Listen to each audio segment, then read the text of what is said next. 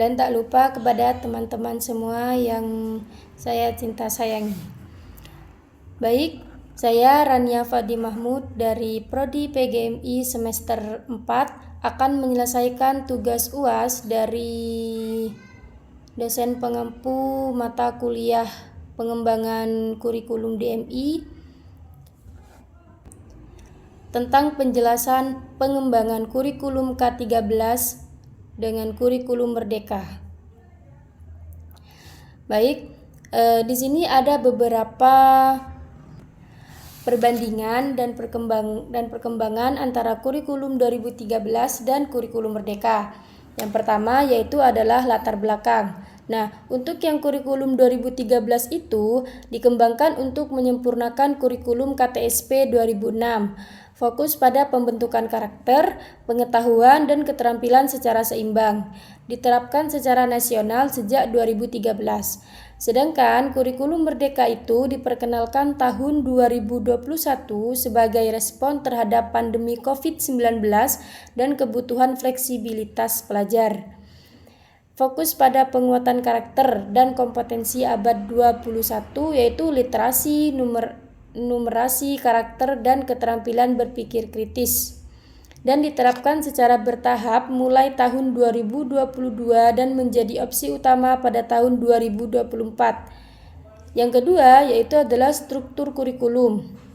Nah, di sini ada aspek yaitu antara kurikulum 2013 dan kurikulum Merdeka. Yang pertama yaitu struktur mata pelajaran. Untuk yang kurikulum 2013 itu terstruktur per jenjang, padat, dan terpadu. Sedangkan kurikulum Merdeka itu lebih fleksibel dan kontekstual, tergantung jenjang dan satuan pendidikan. Terus berikutnya pendekatan tematik. Untuk yang kurikulum 2013 itu digunakan di SD, yaitu tematik terpadu. Dan untuk yang kurikulum Merdeka masih digunakan, tapi lebih luas dan tidak kaku. Terus proyek penguatan karakter. Untuk yang kurikulum K13 itu terintegrasi dalam pembelajaran. Dan untuk yang kurikulum Merdeka diperjelas melalui proyek penguatan profil pelajar Pancasila atau bisa disingkat dengan P5. Yang terakhir yaitu adalah penilaian. Untuk kurikulum 2013, penilaian autentik, sikap, pengetahuan, dan keterampilan. Untuk yang kurikulum Merdeka yaitu fokus pada asesmen formatif, diagnostik awal, dan reflektif. Untuk yang ketiga yaitu adalah tujuan pembelajaran. Untuk yang kurikulum 2013 itu menekankan kompetensi dasar atau KD berdasarkan KL yaitu kompetensi inti. Penilaian dilakukan berdasarkan pemenuhan indikator dalam kompetensi dasar. Untuk yang kurikulum Merdeka itu adalah fokus pada capaian pembelajaran yang lebih umum dan tidak terlalu rinci. Penilaian itu berdasarkan ketercapaian tujuan dan perkembangan individu siswa. Yang keempat yaitu adalah ciri utama. Untuk yang kurikulum 2013 wajib seragam nasional, terus guru memiliki peran pelaksana utama atau bisa disebut dengan implementatif. Dan buku ajar disediakan oleh pemerintah. Untuk kurikulum Merdeka yaitu opsional dan fleksibel. Nah, guru diberi ruang sebagai perancang pembelajaran atau yang lebih otonom. Dan guru dapat menggunakan berbagai sumber dan menyusun modul ajar sendiri. Nah, untuk yang kelima yaitu adalah karakteristik pembelajaran.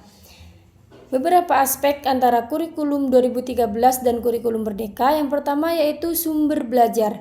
Nah, untuk kurikulum 2013 buku teks dari pemerintah, sedangkan kurikulum Merdeka buku teks, modul ajar, modul proyek, sumber lokal lainnya. Dan yang kedua yaitu peran guru. Yang kurikulum 2013 mengikuti alur dan rencana pembelajaran baku. Untuk yang kurikulum Merdeka merancang pembelajaran yang sesuai kebutuhan siswa. Yang ketiga yaitu fokus pembelajaran. Untuk kurikulum 2013 kognitif dan psikomotor secara merata. Dan kurikulum Merdeka diferensiasi karakter dan kemandirian siswa. Yang keempat yaitu adalah evaluasi siswa. Yang kurikulum 2013 tes tertulis, observasi, dan penugasan. Untuk yang kurikulum Merdeka portofolio, observasi, asesmen formatif, dan reflektif. Dan yang keenam itu adalah profil pelajar siswa, tentang profil pelajar siswa. Nah, di K13 itu nilai-nilai Pancasila ada di mata pelajaran PPKN dan integrasi dalam karakter.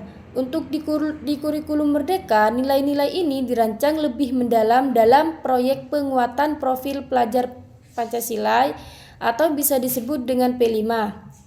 Yaitu yang pertama beriman dan bertakwa kepada Tuhan Yang Maha Esa, yang kedua berkebinekaan global, yang ketiga gotong royong, yang keempat mandiri, yang kelima bernalar kritis, dan yang keenam kreatif.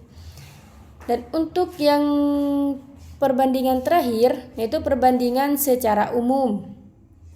Ada beberapa aspek umum antara K13 dan kurikulum Merdeka. Yang pertama yaitu adalah sentralisasi. Untuk yang kurikulum 2013 tinggi, yaitu terpusat pemerintah, sedangkan kurikulum Merdeka itu rendah, fleksibel sesuai satuan pendidikan. Nah, untuk yang kedua itu peran guru. Yang K13 itu pelaksana, tapi untuk yang kurikulum Merdeka itu perancang dan fasilitator. Nah, untuk yang ketiga yaitu fleksibilitas. Untuk yang kurikulum 2013 itu rendah, sedangkan kurikulum Merdeka itu tinggi. Nah, untuk yang keempat yaitu fokus. Di kurikulum 2013 itu penguasaan materi, sedangkan kurikulum Merdeka itu penguatan kompetensi dan karakter. Yang kelima yaitu beban administrasi. Untuk yang kurikulum 2013 cukup tinggi, dan untuk yang kurikulum Merdeka disederhanakan. Dan untuk yang terakhir yaitu diferensiasi atau pembelajaran sesuai kebutuhan siswa.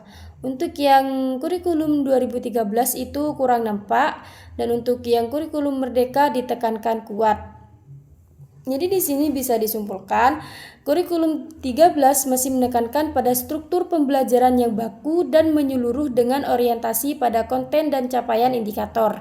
Sedangkan kurikulum Merdeka menekankan fleksibilitas otonomi guru, pembelajaran berdiferensiasi, dan penguatan karakter melalui proyek P5. Dan kurikulum Merdeka menjadi langkah penyempurnaan dari kurikulum 2013 yang lebih menyesuaikan kebutuhan siswa dan zaman pada abad 21, teknologi dan konteks lokal. Baik, mungkin hanya itu yang bisa saya jelaskan. Apabila ada salah kata, mohon maaf. Saya akhiri. Wassalamualaikum warahmatullahi wabarakatuh.